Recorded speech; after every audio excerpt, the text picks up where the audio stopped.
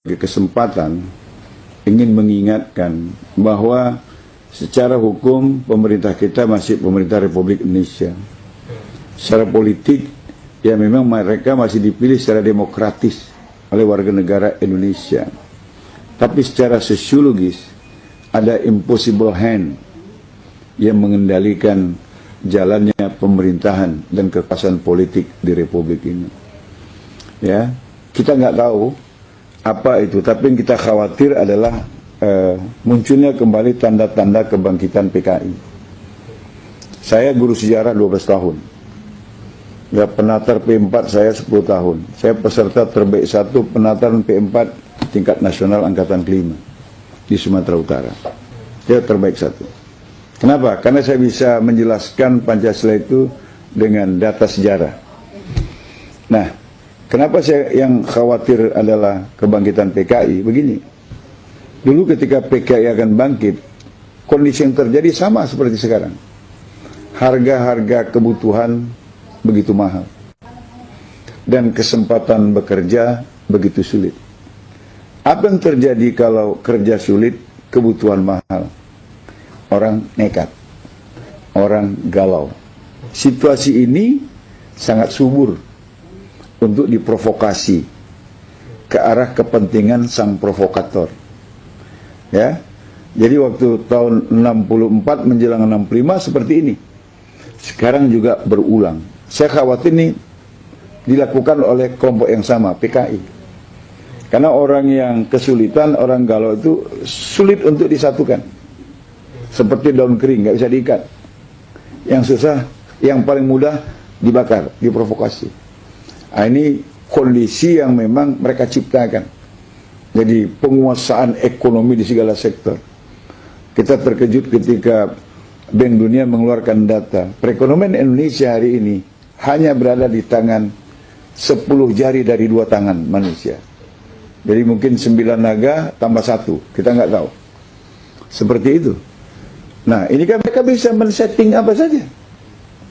Mereka bisa men-setting apa saja. Lapangan pekerjaan kasih sama siapa, mereka bisa. Sekarang dikasih sama imigran-imigran Tiongkok. Legal maupun yang ilegal. Dulu sih boleh kasih pekerjaan sama orang asing. Tapi dalam rangka transfer teknologi. Sekarang pekerjaan kasar yang cuma bisa dikerjakan oleh bangsa kita yang nggak sekolah itu pun mereka ambil alih. Akhirnya bangsa kita kehilangan lapangan pekerjaan. Maka saya dukung statementnya Fahri Hamzah. Bangsa kita sampai ngemis-ngemis jadi babu ke negeri lain, sementara lapangan pekerjaan di dalam negeri dikasihkan kepada orang-orang Tiongkok. Ketika Menteri Tenaga Kerja kemudian menyerang Fahri, saya balik menyerang Menteri Tenaga. Anda nggak paham jadi Menteri Tenaga Kerja. Anda mau ambil sisi negatifnya saja. Ambil kontennya. Ya, proteksilah lapangan pekerjaan dalam negeri, kasih keluarga kita biar tidak jadi TKI, TKW. Anda kok malah marah? Memang ada menteri yang bodoh, saya bilang. Nah, itu sudah terjadi ya, kesulitan pekerjaan dan mahalnya harga barang. PKI dulu bangkit dalam situasi seperti ini. Kenapa? Rakyat mudah diprovokasi.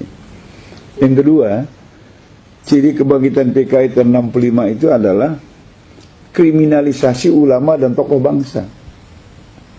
Lagi-lagi supaya masyarakat kehilangan arah. Nggak ada panutan. Jadi kalau ulama di stigma jelek, ulama di stigma negatif, tokoh-tokoh bangsa yang banyak berjasa dikatakan makar, di stigma negatif, kan mereka kehilangan arah.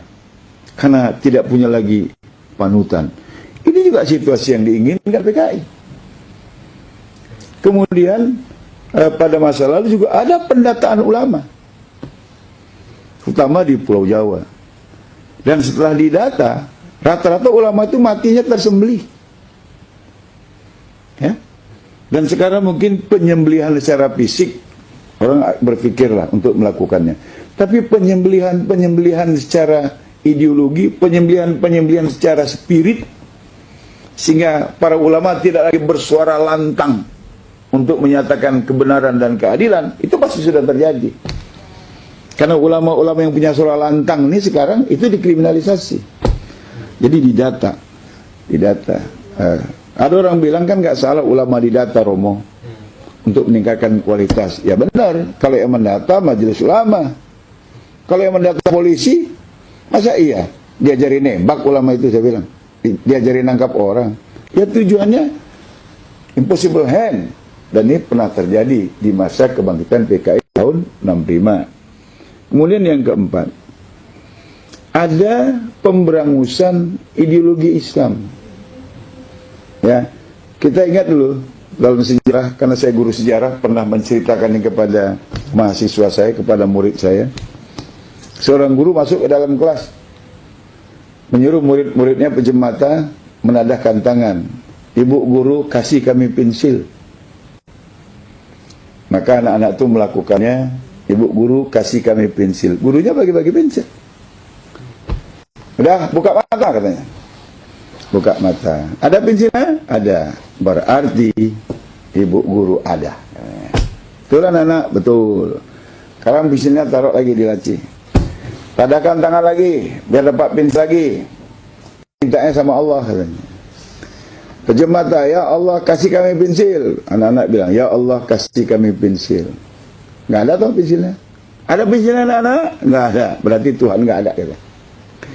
Dan itu udah terjadi lagi. Kan ada di YouTube. Seorang pemuda mengatakan, asyhadu la ilaha illallah sallallahu Muhammad Rasulullah. Itu artinya aku bersaksi tiada Tuhan selain Allah. Aku bersaksi Muhammad adalah Rasul utusan Allah. Saya tanya, bersaksi di pengadilan syaratnya apa? Mengalami, mendengar, atau melihat. Nah, sekarang saya tanya, kalian ngalami nggak bersama dengan Tuhan dan Rasul? Mendengar nggak dia berfirman? Enggak kan? Mengetahui nggak? Enggak. Ngapain kalian bersyahadat? Itu sudah ada di YouTube. Dan itu pasti orang komunis. Dan lebih dahsyat, tokoh nasional, mantan presiden lagi. Dalam hari ulang tahun partai yang dipimpinnya, kemudian dengan lantang mengatakan bahwa jangan menganut ideologi tertutup, apalagi sampai percaya pada akhirat. Akhirat itu ramalan masa depan. Pertanyaannya, apa udah ada orang yang pulang dari akhirat? Begitu? Kan sama ini pemberangusan, ya, pemberangusan ideologi keislaman, baru dituduh intoleran, baru dituduh ideologi tertutup, dan lain sebagainya. Itu sudah terjadi. Kemudian yang kelima, mata uang Republik tahun 64 itu lambangnya Palu Arit. Dan Palu Arit berkibar di mana-mana. Sekarang itu juga sudah terjadi. Bendera Palu Arit di mana-mana, baju Palu Arit sudah dipakai orang. Aku bangga jadi anak PKI sudah ditulis orang. Dan uang baru, pecahan 5.000, 10.000, 20.000, 50.000, 100.000, bacaan BI dengan cat yang terputus-putus. Kalau kita rekonstruksi, ya memang Palu Arit lagi. Lengkap ya? Lengkap itu sudah ciri-ciri kebangkitan PKI. Makanya saya khawatir ada impossible hand. Ya oke, memang pemerintah kita secara hukum masih pemerintah Republik Indonesia. Secara politik dipilih secara demokratis oleh rakyat Indonesia. Tapi kenapa kebijakannya seperti ini?